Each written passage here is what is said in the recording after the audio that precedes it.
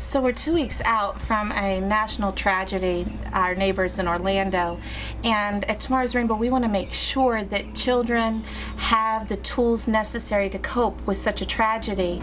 Some tips for parents and providers and teachers are to be honest with the children, give them information that they need. I know one of the things that I come across with the children is that they want answers, but we got to make sure that those answers are age appropriate and that we don't give them too much information. I know in working with the adults, Marla, what are some of the concerns that you come up with?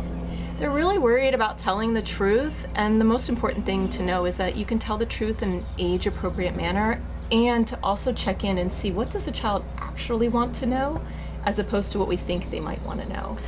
So how do we find out what the children actually want to know? Because I know as adults we want to give them what we think that they should know, but really how do we tease out what they're asking, basically, answering their questions? And so if a kid comes up to you and says, I heard about this shooting, what happened?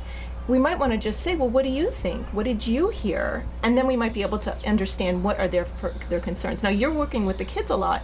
What are some of the kids' fears? Right. Well, one of the things that the kids are really concerned about is actually their own physical safety as well as the safety of their caregivers. So when they see a tragedy and a lot of people die at one time, they think, well, could that happen to me? And if it does happen to me, if my loved one dies, who's going to take care of me? I know a lot of times people are concerned to answer those questions because they think that they'll open up a can of worms, but actually that's what the children are thinking. So really just answering what they're really worried about at that moment is really important. Absolutely. I think that in a nutshell, what's most important in working with children and giving them information about such a tragedy, honesty, but age appropriate. We're located in Coconut Creek, Florida, and we actually serve all of Broward County. We work with children, teens, and their families who have had a parent or a loved one die. We provide grief support free of charge with the help of horses. And for the past 10 years, we've been using horses in our Dougie Center Model Program, which is a free grief support program for children 3 years old through high school.